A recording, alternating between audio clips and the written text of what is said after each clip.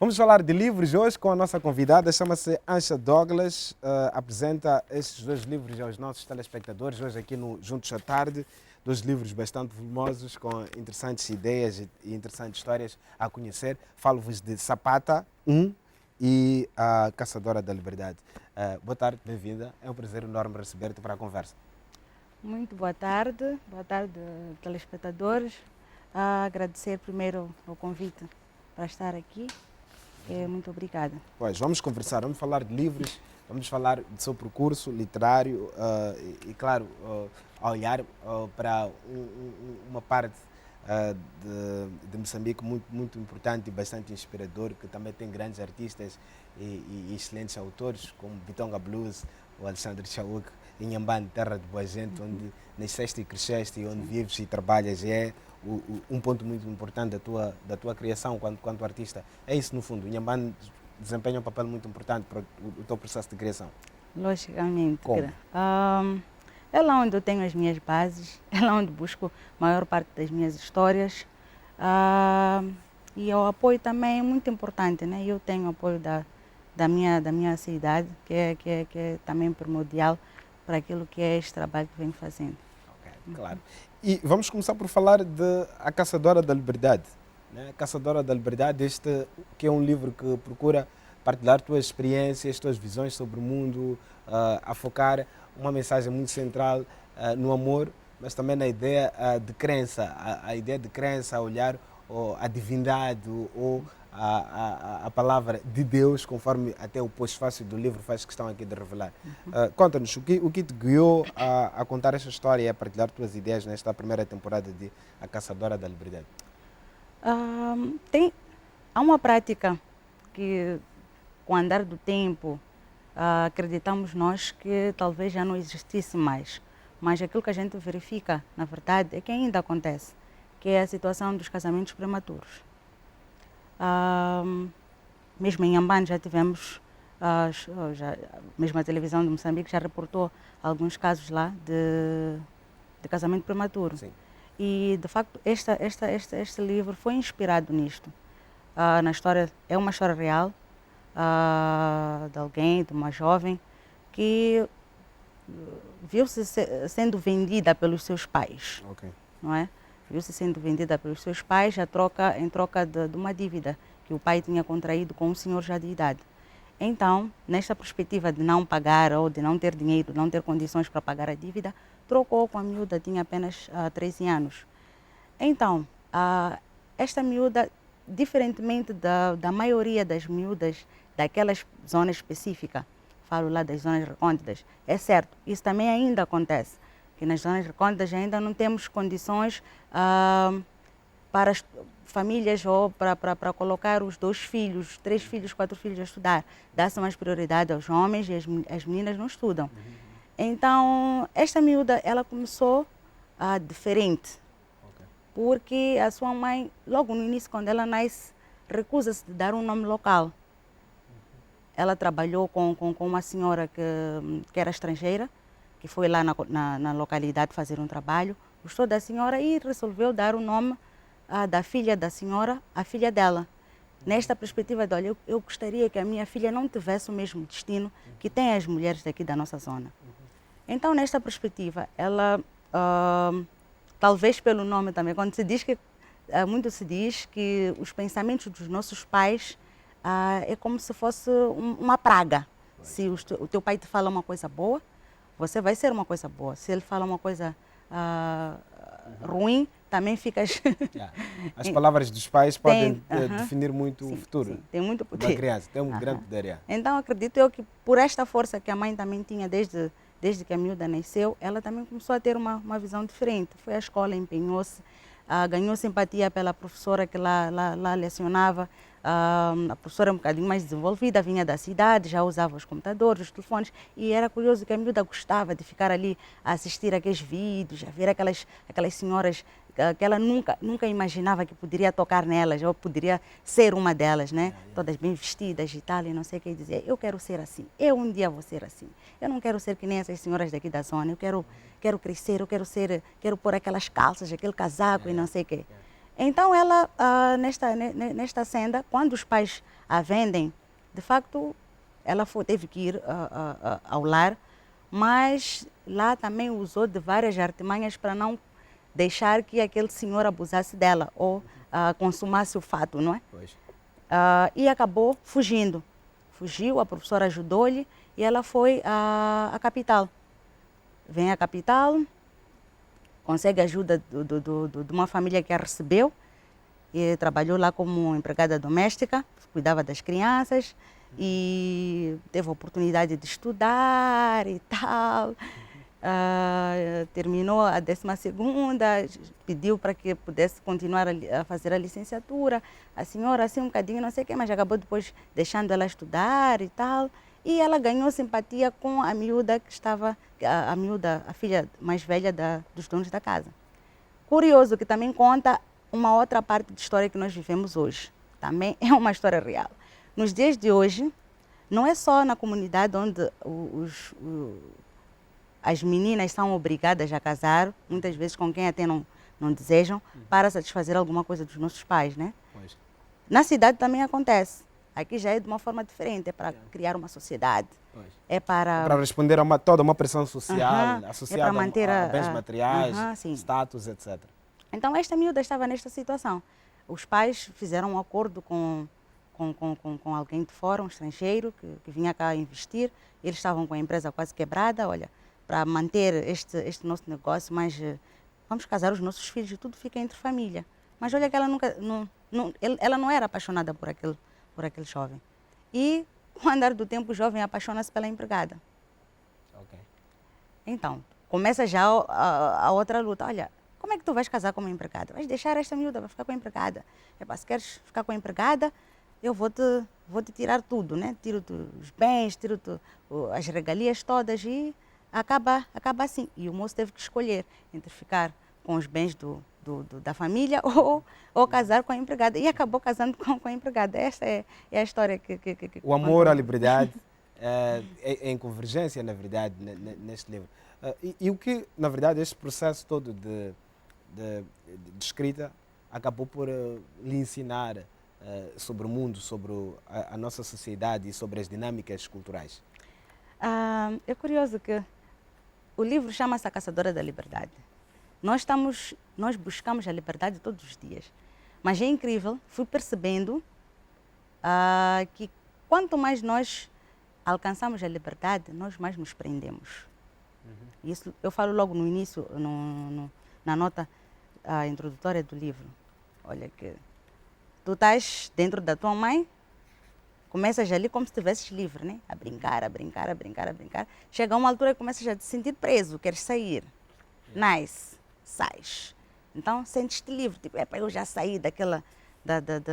A primeira grande sensação de liberdade é nascer. É isso, é a primeira. Só que depois já acabas descobrindo que não, tu não és livre. Porque para comer tu dependes daquela mulher, para tomar banho dependes daquela mulher e acabas ficando preso. Então começas a andar, não sei o quê, começas a comer sozinho e dizes, eu agora sou livre. Mas depois vem o dono da casa e diz, não, aqui quem manda sou eu, tu não és livre. Quando fores para a tua casa vais te mandar.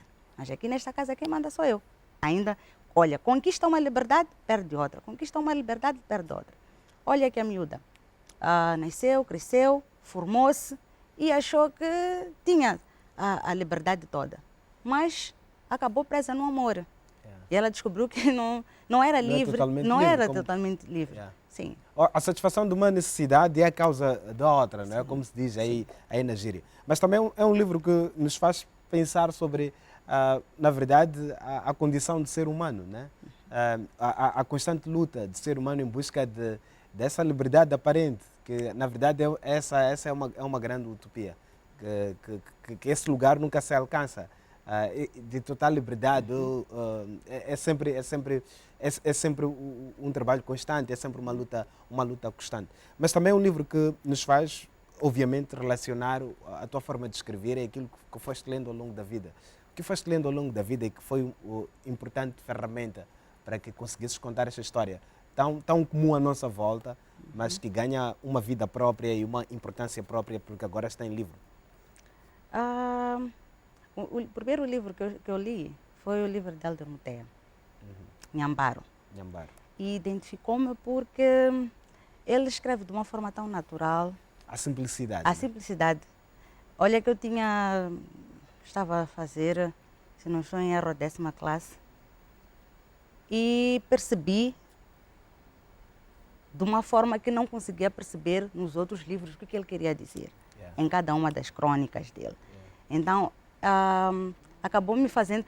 Porque, às vezes, quando nós falamos de livro, temos sempre aquela sensação de ser algo difícil, Sim. porque tem aquelas palavras complicadas. Criou-se um sentido de complexidade, não é? De trabalho dos autores. Sim. Então, não, acabei descobrindo que não. Afinal, também faz parte da literatura ter algo simples, né? Que qualquer um consegue perceber. Depois também fui vendo algumas obras da Mamã Paulina e ali também me estagnei. Eu disse, não, afinal este também é o caminho, né? É possível fazer literatura, fazer um livro de uma forma natural. E também acabo vendo nos livros religiosos, né? Que eles acabam abraçando as pessoas porque, de facto, eles falam aquilo que as pessoas precisam ouvir de uma forma simples. Traduzem. Se for ver, a Bíblia tem algumas palavras difíceis, mas quando tu pegas um livro bíblico, ele descasca-te aquilo que dificilmente talvez poderia ser ao ler a Bíblia. Então, fui percebendo que é possível, sim, escrever, ler e estar ligado à literatura, mas não com assim palavras tão difíceis. Um livro simples, mas é simples e não deixa de ser um exercício também de reflexão, um exercício também de muita inspiração, de muita transpiração também, que é a fase mais complexa também, que é o rigor de trabalhar as palavras, de contar a história. Porque acho que não está nas palavras necessariamente, mas está na forma como essas palavras constroem a própria história. E não é fácil atingir essa simplicidade e construir um livro interessante e que possa chamar a atenção de leitores, por causa da complexidade da própria simplicidade. Tem essa impressão de que é difícil atingir a simplicidade ou pensa diferente? Talvez seja por causa da forma como eu comecei. Eu não comecei por escrever livro.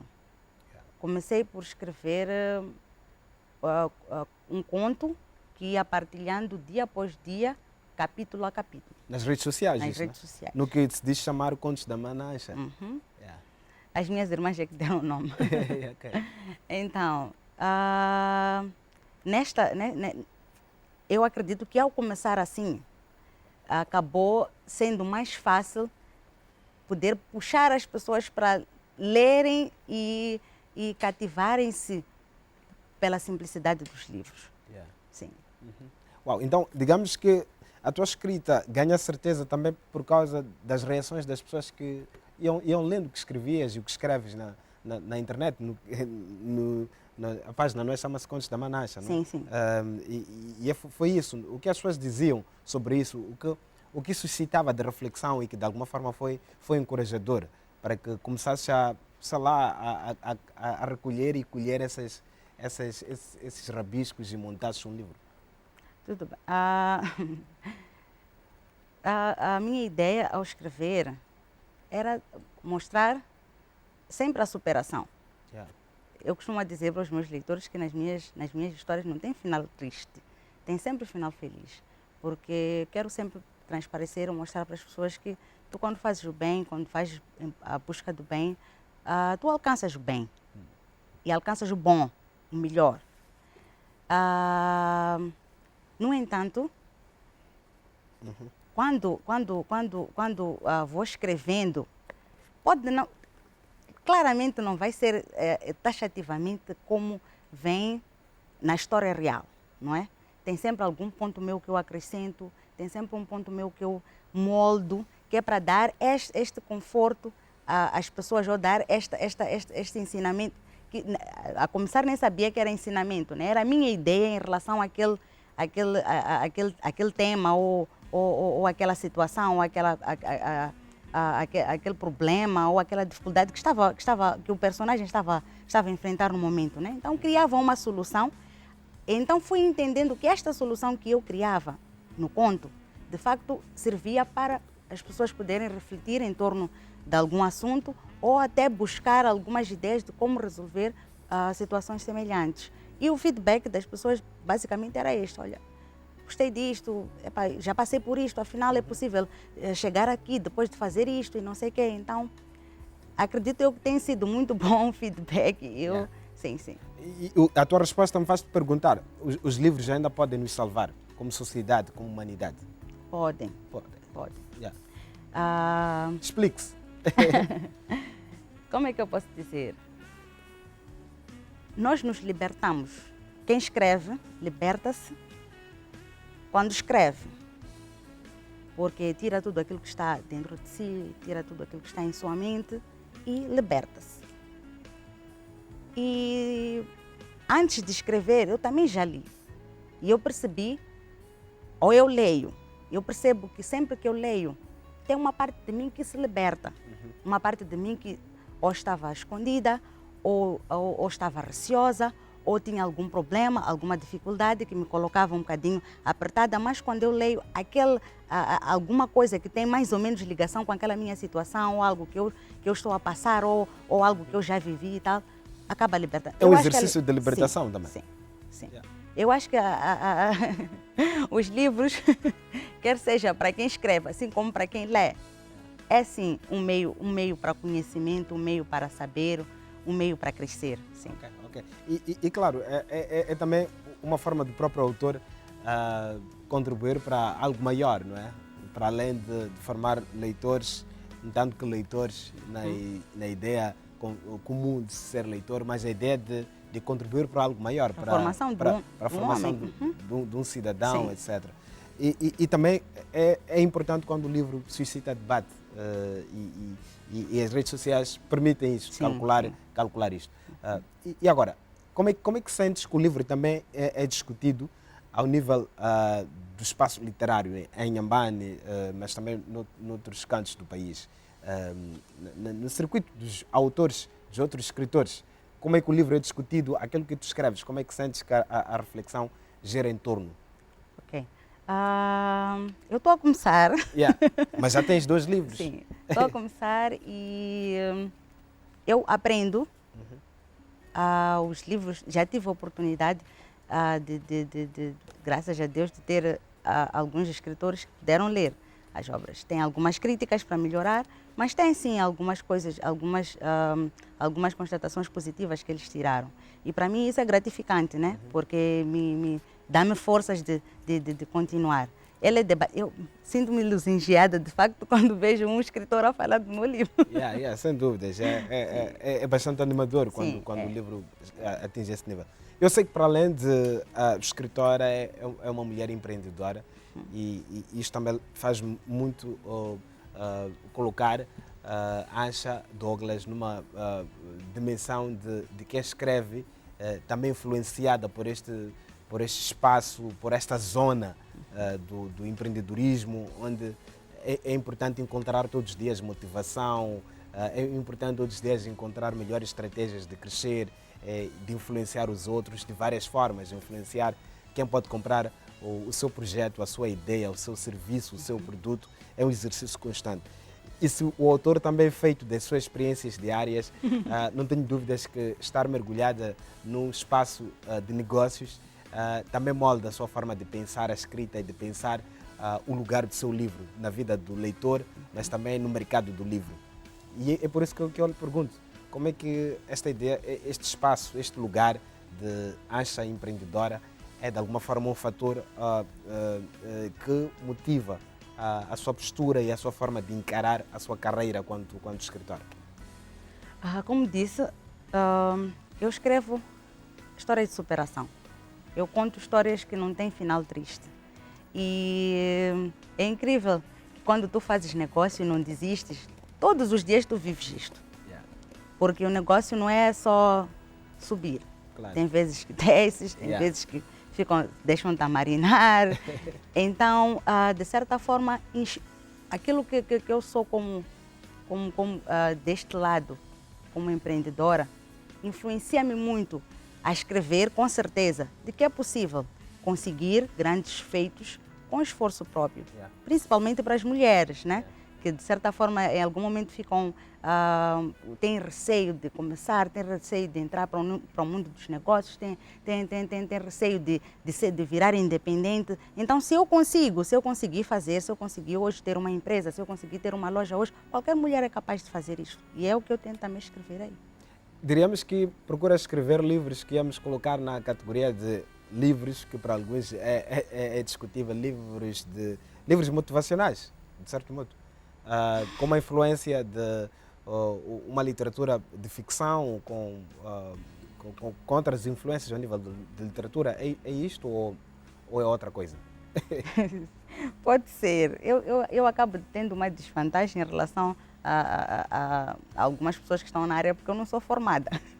Tudo aquilo que eu faço é pura curiosidade. Quando eu quero, por exemplo, quando estava a escrever, quando terminei de escrever, queria levar o livro já para a parte da impressão e não sei o quê, disseram que tinha que fazer revisão.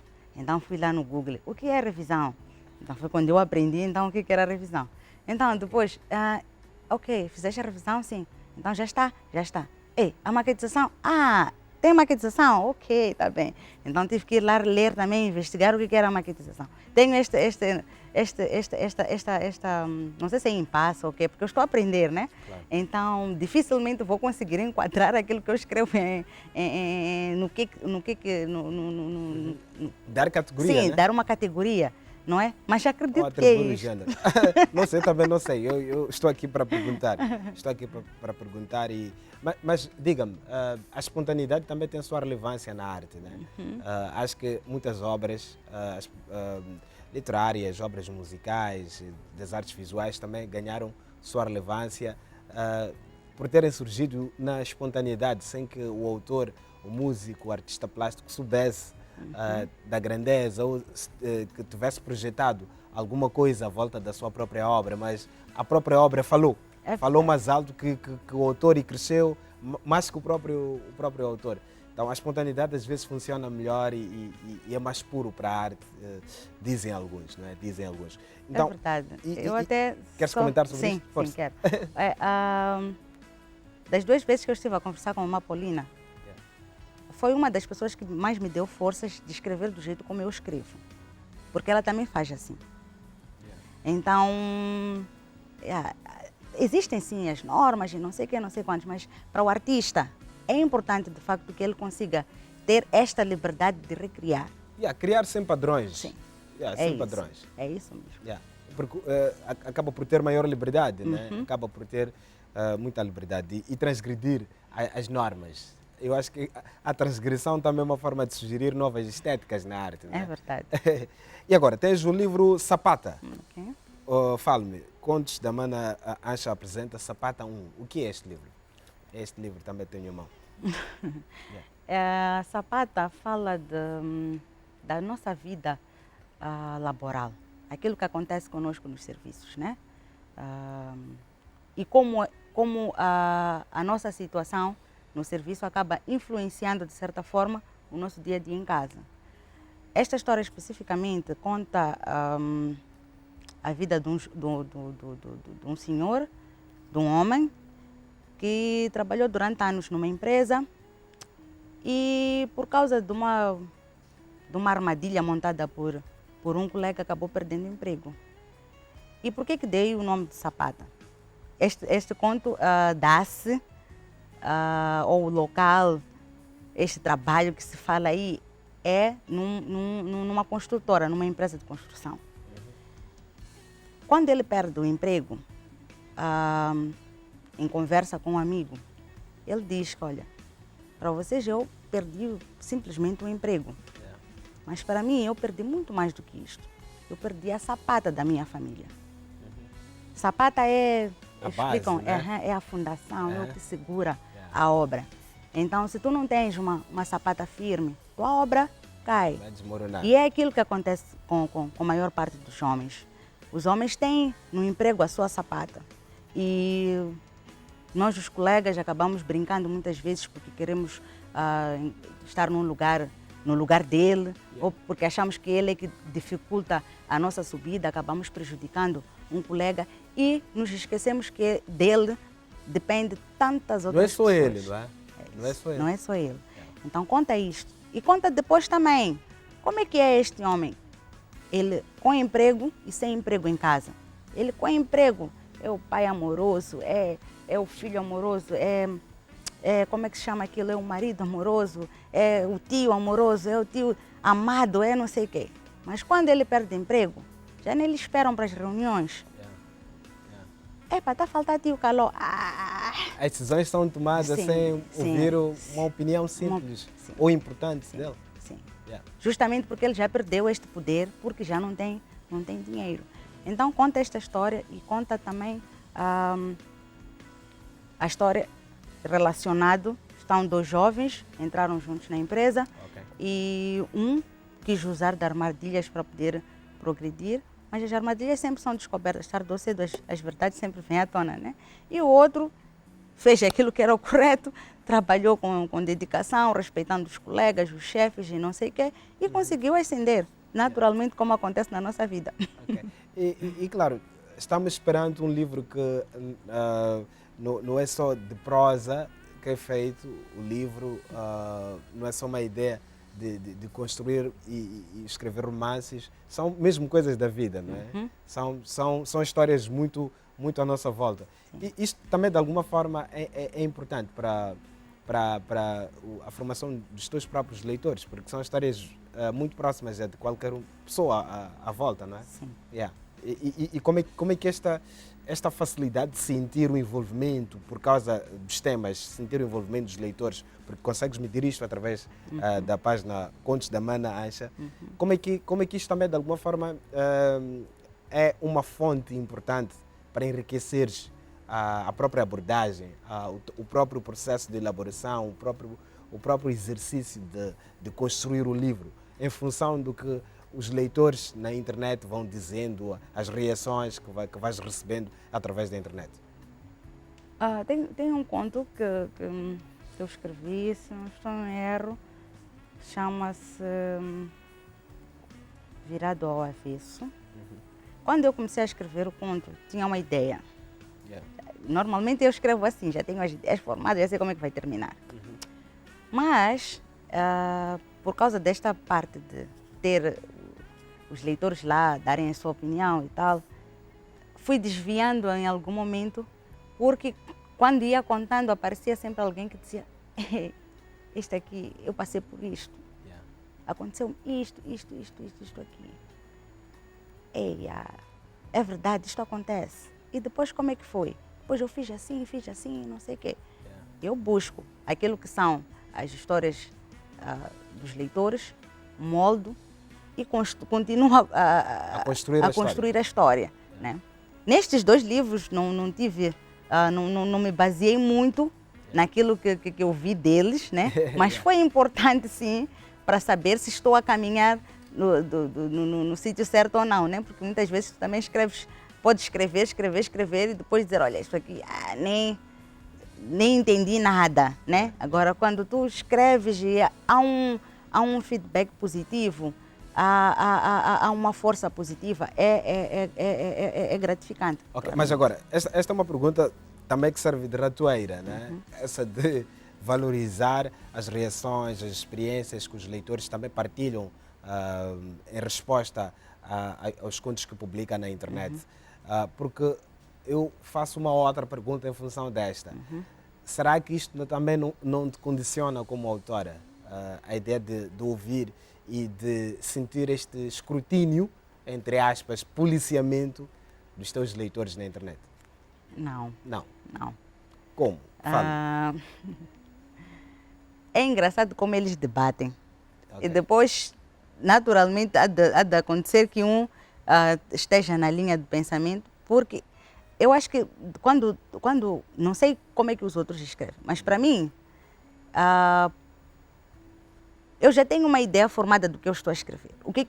Qual é a finalidade daquilo que eu estou a escrever? Estou a escrever A Caçadora da Liberdade, eu quero dizer às pessoas que tu te prendes todas as vezes que te libertas.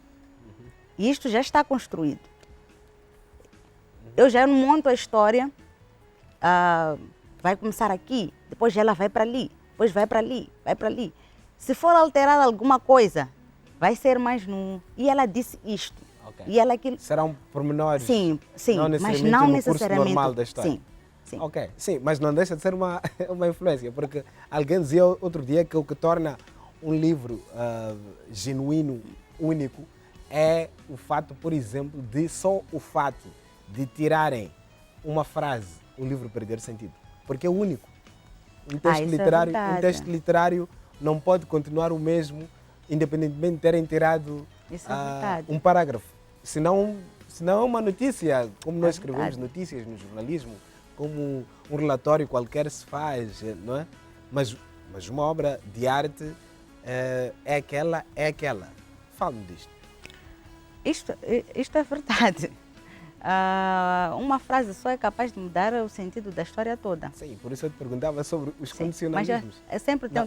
eu sempre tomo atenção. Uhum. A ideia está criada na minha cabeça. Isso não está à Isso venda, não está à venda. Yeah. Tem vezes que eu escrevo, por exemplo, algo que, que os leitores não concordam. Não, porque não sei o que, mas esta é a história. A história é assim. Não é? Porque foi criada assim, desta forma. E ela não está para agradar ninguém. Ela simplesmente está para ser contada. Agora, acaba a ti saber o que dá para tirar de proveito, o que não dá para tirar de proveito. Não é? Então, eu quero acreditar que... não, eu digo com certeza, que as ideias estão na minha cabeça. Mas olha, é fácil contar uma história. Contar uma história e manter uma atenção às pessoas lerem as tuas histórias e gostarem. É fácil contar uma história. Fácil não. Yeah. Não é fácil. Como dizia, eu partilho os capítulos todos os dias. Agora estamos a partilhar o conto... fugiu. Ok. Estamos a partilhar o conto Pernas Quentes. Ok. E todos os dias tenho que mandar... O meu acordo com os leitores é mandar 2 capítulos. Mas tem vezes que eu não consigo mandar. Eu enguiço. Porque para escrever tu precisas de inspiração. Tem vezes que eu escrevo até, posso escrever 2, 3 capítulos. Quando eu vou reler os capítulos, não está a bater com aquilo que eu queria dizer. Tenho que apagar tudo, voltar a escrever de novo. Reconstruir as frases, reformular as ideias. E por vezes é fácil, escrevo 10 capítulos em um dia, mas por vezes levo uma semana a escrever um capítulo. Porque tem alguma coisa que está a faltar, tem uma palavra que não está a estragar o resto do texto, porque tem uma frase que não está bem empregue, tem uma fala, uma interação que não está, depois não vai bater com aquilo que vai acontecer a posterior. Então não é fácil. Fala-me desse projeto, Pernas Quentes. O que pretendes dizer e contar às pessoas nesse projeto? No conto Pernas Quentes, conto a história Ok, deixa eu começar. Okay. Nós falamos de costas quentes, né? De que aquele conseguiu aquele emprego porque tem costas quentes. Quer dizer que tem um tio, um padrinho, um amigo, um irmão que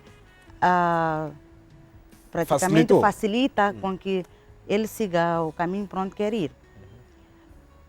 Isto acontece de forma natural. Mas, ultimamente também, temos visto que, fora este apadrinhamento no que diz respeito ao tráfico de influências, como se diz, né? Existe um outro tipo de tráfico de influências que praticamente associa-se muito às mulheres.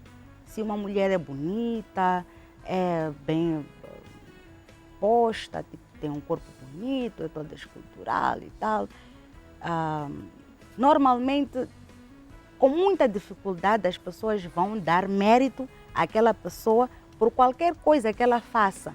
Vão dar mérito justo. Sempre vão associar aos ganhos daquela pessoa com é porque ela é bonita. Okay. Associam o sucesso a alguma coisa de promiscuidade? Sim, é isso mesmo. Então, é nesta senda que surge a ideia das pernas quentes, da história Pernas Quentes. Okay. A Adriana é a personagem do principal do conto. Ela vai explicar às pessoas que, olha, eu sou bonita assim, tenho um corpo bonito assim, Mas Mas eu sou sou esforçada. inteligente, eu sou esforçada. Eu Estudo, trabalho, sou eu comecei a trabalhar cedo, eu me esforço desde pequena. Nunca deixei, nunca pedi favores, eu luto para trabalhar. Então, esta ideia que vocês têm de mim, de que, olha, tudo aquilo que eu consigo é por causa de alguma coisa minha, não tem nada a ver. Isto é a opinião das pessoas, mas é totalmente diferente daquilo que acontece na minha vida. E isto também é uma zona que nos permite refletir sobre essa normalização, constatar isso, essa ideia de associar o sucesso de uma mulher à promiscuidade, que está-se a normalizar, acaba por esse conjunto de contos, de alguma forma, lutar contra a normalização disso. Sim. É preciso parar de normalizar isso. É isso que, no fundo, a Adriana procura dizer às pessoas, né? Sim. Yeah. E viste muitas Adrianas ao longo da tua vida? Vi. Yeah. Onde? Em Inhambane, em Maputo, onde? Em toda a parte do mundo. Yeah. Eu trabalhei... Nada de publicidade? Diga? Nada de mencionar marcas? Não. Eu trabalhei com algumas organizações internacionais e por isso é que eu afirmo assim, que em quase todo mundo tem uma Adriana. Okay. Em Inhambane tem Adrianas, aqui no Maputo eu conheço Adrianas, em Tete conheço Adrianas. Existem sim várias Adrianas. Sim. Que estão à nossa volta. Estão à nossa volta. Ansha Douglas, obrigado pela tua presença, foi fascinante conversar contigo, sucessos, são os nossos votos, mais sinceros, e continues a contar boas histórias e que nos possam parar de pensar e normalizar o caos. Quando o caos vira normal é bastante preocupante, né? O que gostarias de dizer ou que pergunta nunca te colocaram e que gostarias que te colocassem?